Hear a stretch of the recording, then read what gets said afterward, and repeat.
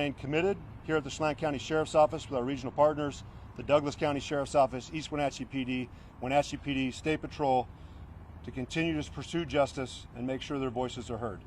You're going to hear further from our U.S. Marshal partners to kind of elaborate further on how they're going to also assist us in the tracking process. We have not stopped our investigation, and again, we understand that the results from our crime lab processing from the Washington State Patrol, thank you Chief Batiste for your continued assistance on this, are starting to come back. We want to make sure those are properly processed, additional leads and interviews are conducted, and that again, our case is ready to go to court when Travis is brought to justice. So I appreciate your time. I will answer more questions, and I'm going to allow the U.S. Marshal Service to take some further questions from you, the media. But again, I appreciate all of you being here. This is the kind of group effort that's going to take to bring justice to this case. Please make sure you keep their names in your mind and that we bring justice back for those young ladies. Girls is what I've understood the family would like me to refer to them as. But they are deeply in our minds, and we appreciate it. Thank you.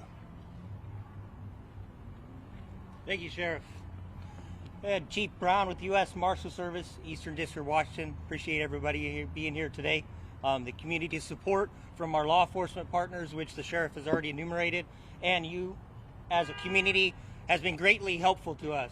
With that support, we're able to involve ourselves and focus on the fugitive investigation. Part of that is to include deploying our rapidly advancing manhunt program. That program brings resources from all over to include funding to support your community, the Sheriff's Department, Border Patrol, and all the other resources so we can navigate the terrain and locate and apprehend the fugitive. We will not stop. We will keep going. He just has to make one mistake, like the Sheriff said. We will find him. He will be brought to justice so the community can heal. Thank you. With that, we'll take about 5 minutes for questions for either two.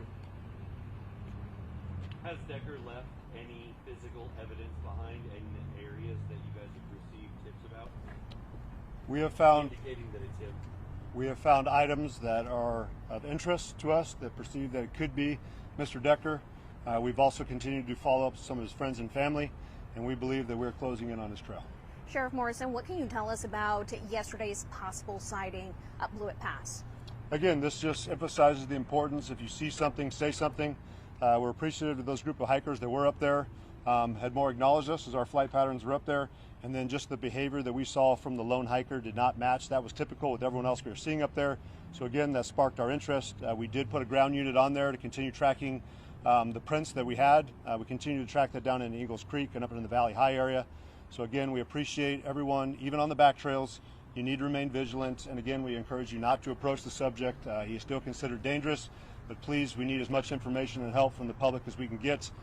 As we've seen in the past with other manhunts, it is going to take a group effort in a community in order to bring this to a conclusion.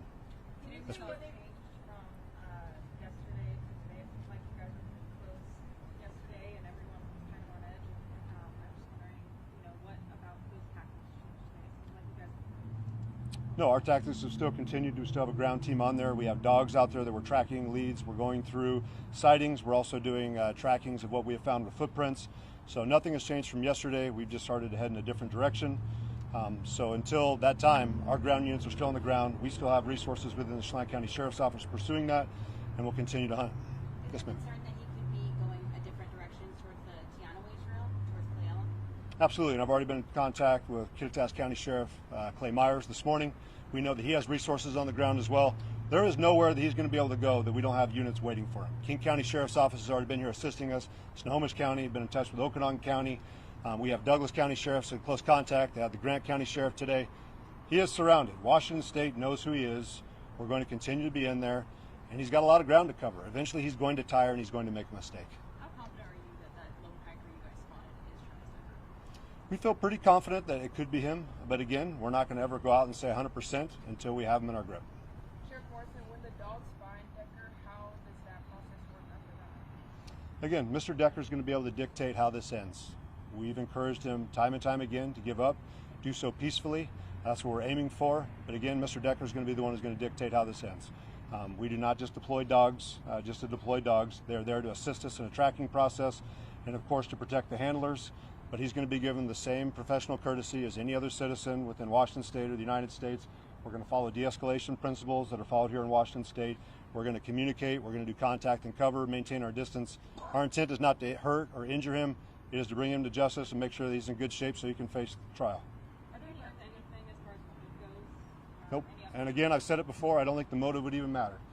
As far as we see it, 3 young girls have been killed. I don't think the motive is going to matter. Are there any updated pictures of the person with the gun or any game camera footage or snipers? We're continuing to reach out and talk to different residents throughout the Valley High and the Ingalls Creek area to see if they do have any cameras mounted in their house. Again, the most recent photos we had is what we've shared, and that was a couple days before he went off grid and, of course, was last seen up the icicle.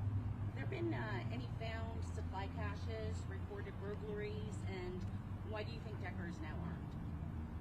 I don't think any information has been out that he's armed, but I mean, I certainly feel that he is dangerous. If any of you remember the search that we had about a year and a half, 2 years ago in Kittitas County, we recognized that subject was raiding campgrounds. He had broken into the Liberty grocery store. So again, if you're out there and you notice that you have a vacation home out there or campsite, we want you to keep track of your supplies, of your cabins. If you do have things that are missing, even if it's minor items. In that case, in the previous manhunt, we do know they were just taking a couple items out of coolers, but it was those campers that were attentive and realizing how many supplies they had. This could be a way that he could continue his path out there. So no biggest challenge right now for you guys? Terrain.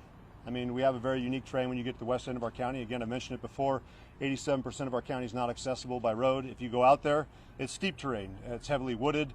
It's not the easiest to access. We have the Pacific Crest Trail, but another unique feature we do have in our favor is that we are a tourist destination. So we have a lot of people out there also recreating on those trails. So we're encouraging them, if you are going to come here, of course, be safe, but help us be those additional eyes and let him know that he has no safe spot to go. Sheriff, was there a barricaded suspect situation last night on Blewett Pass? Was that related at all? We did get a call of a potential subject that was in a residence up in the Valley High area. Based off the information we got from our sergeant that briefed the administration here, that did not come out to be a valid call. But again, we're going to continue to handle every single lead that we get as a valid complaint. You said there were new tactics earlier in your statement. Can you share what those are? New tactics as in searching and or in how we contact people. Both. Okay. So, I mean, anyone that had been following Washington state law over here over the last several years, of course, we have Washington State's de-escalate Washington, which was I-940. And, of course, it's just how we contact. I mean, we're going to control our pace when we're out there. We're working on contact and cover officers. We've invested heavily, thanks to our county commissioners and other federal partners, with less lethal tools. Again, we're not looking to injure anybody. We just want to take the subject into custody and make sure he stands trial. I know there's state, local, and federal agencies. Are you guys working with any agencies? Are you talking about which partners we have? Sorry, getting a little bit of background. Yeah. Okay. Are you guys working with any Canadian agencies? I did have contact today with some enforcement agents up in Canada. We continue to work with our prosecutor's office on that front. But again, we've appreciated all the assistance we've had internationally and nationally assisting us. I mean, we're a medium-sized agency, and we recognize without the support of our partners federally, state, and locally, we certainly would have a unique challenge that I don't think we'd be able to take on by ourselves. So we're thankful for that. One more question, please. One more. Reopening Icicle Road. Icicle Road was already opened back up. I know the U.S. Forest Service, who's also been one of our partners we've been communicating with, has put out in their press releases that the enchantments is open again. Again, we'd encourage people to be cautious when they're out there. It is a very wide open terrain, and now you have the potential of a subject who is perceived to be dangerous out there as well that's unaccounted for. So come prepared and know that if there's lots of other places here in Washington State you could recreate. Of course, we want you to come here and visit Chelan County, but if you do so, please be careful. We appreciate it. Thank you for your time. Okay. With that, we'll conclude today's press conference. For our media partners that are here, if you haven't, I have a media contact list I'd like to have updated so I can send out the most up-to-date information. Currently, we don't have another press conference scheduled, but do keep an eye out on our social media platforms and upcoming press releases for that information. Thank you all for coming.